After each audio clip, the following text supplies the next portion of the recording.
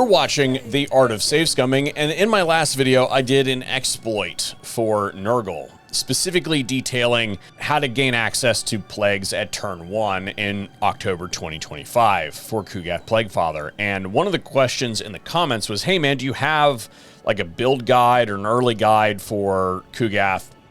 Because I'm conflicted on what I should build. And I think I've got a pretty good answer for how you should prioritize buildings in your starting province for Ku'Gath Plaguefather. And what it comes down to is actually, if you think about the start of the campaign, you start with this settlement, Dragonfang Mount. It's a tier 2 settlement, and you start here, you're going to fight a battle here, and then you're going to move into this settlement here. And what you build in your one open build slot here is actually very consequential, because it is the only build slot that you're going to have for a little bit of time. Because if you think about how you're going to take these settlements, you're going to have this one, you're going to take this one, and then you're either going to take this settlement and this settlement, or this settlement and then this settlement. I suggest you go this way and then this way. It actually looks like this. It actually looks like to here, then to there, and then from here to there. And in doing that, you can minimize the battles that you have to fight as far as like the complexity. And you can do a pretty good job in mitigating your losses by doing it that way. But anyway, that's the way I do it. You can choose to do it slower, faster, totally up to you. But if you look at all these settlements, what you're going to get when you move through these settlements, all of these settlements have a port in them, which means that your first build slot is going to be automatically filled. And because of that, you're not going to be able to build in these settlements until you get through the build sequence of each of those mainline buildings, which means that you're not going to be building your second level of buildings in these settlements until like turn 10. And that means that whatever you build in your one build slot here has to be the most impactful. Now, I think this strongly depends on what you plan to do in your campaign.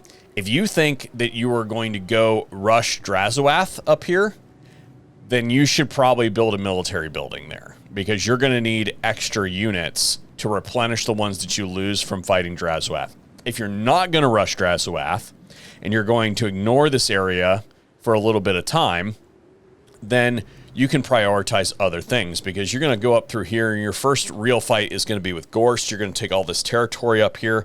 And personally speaking, I like to sell this to the Skaven. That gives me money to build my settlements. And I can also use whatever building is out here when I'm trading these settlements around to generate extra resources. So for a while, it was extra infections. This one I just recently acquired from selling my infection building over here. And this one came with a money building. So I'm going to sell this here pretty soon. As you can see, the control is going to force me to do that in 4 turns. So I use these as kind of like supplementary stuff. I do not expect to hold these until later in the campaign. You will want to hold this building because it does have, or this province here, because it does have this landmark, and that's pretty awesome. That's pretty awesome. So we want to make sure that we hold on to that. But all the rest of this territory over here is not really super consequential to you. So the question is, what do you build here? Because you're not going to be building other buildings in this until turn at least 7 or 10. You build this building. And the reason you build this is because it gives you access to 2 characters right off the bat. So it takes like 4 turns to build this. And what that means is that you're going to get access to a cultist and an exalted hero. Your cultist, you will summon here. I'll explain why in a moment. You will summon your exalted hero here. The exalted hero is going to go north to meet Epidemius and get him before he gets wiped out. In fact, I believe that he's in my pool. Yeah, he's right here. So you can confederate Epidemius before he gets wiped out if you send a character, at least most of the time, depending on how faction potential and all that stuff works. You can send that Exalted Hero north to meet Epidemius, then disband him and re-recruit somebody down here. The traits on the Exalted Heroes aren't that great anyway, so you can get that guy out there, get him up there to meet him, and then bring him back home. If you are in a rush, then you can take him over to meet Tamarcon. But usually these days, Tamarcon's doing pretty good. Your cultist, you want to send south. And the reason that you're going to send him south is you want to set up a teleport cult here. Because after you finish with Gorst and all that territory up there, you're going to, in my opinion, want to take this territory because it is pretty much undefended and nobody ever gets here. So this is free territory for you. You have 2 armies that you got to defeat if you get here in the right amount of time. With Ku'Gath Plaguefather, they should have a full stack, and you should be able to do this in like 5 turns, basically. You'll bring that cultist down here. The cultist will set up that cult. If you have some extra time, maybe build the infection building before you finish with Gorst, and then teleport him down here, take all 3 settlements, and then after you've disbanded that cultist, you're going to summon a new cultist here, and this cultist is going to create another cult here. Then that's when I would send him up to meet Tamarcon or do something else. Your mileage may vary, but the concept here is that we don't want to directly fight Drazwath until we are later in the campaign when we have better units that we can spam him, let him fight Tretch and everybody for you, and develop this province, and this province down here, because in doing that, you've established your access to everything else. Now, what I would do up here is, as far as your next stages of buildings, you're going to want to build your resource building, because this one gives you construction costs for all your buildings in your province. So that one's spoken for. So the tier 2 build for this settlement is spoken for. Same thing with this one. The tier 2 building for this, or excuse me, the tier 3 building for this settlement is spoken for, because you want those plagues to continue to spread throughout your province as you spawn them in the area. So really, your discretionary buildings are this one, this one, this one, and then anything that you build in your main settlement. I've chosen to go military in the main settlement and then money over here. And the reason we're doing money over here instead of infections is because, like I mentioned earlier, we're doing infections in these settlements up here that we don't really necessarily need to hold. We just need enough to be able to pull out a plague every once in a while or move Ku'Gath around the map. And then the other settlement that I think that, or the other building that I think you ought to start by the time you get around to tier 3 on this settlement is you probably ought to start getting those extra heroes, because those heroes, you're going to want to pack them into a secondary army, because now we're starting to get into the point where we can start to afford that army. And now that we can afford that army, now we need to start considering getting some units to put into that army. Remember that it doesn't do you a whole lot of good to have those money buildings spammed out at the beginning, because you'll be able to get enough from post-battle to build most of the stuff that you want to build.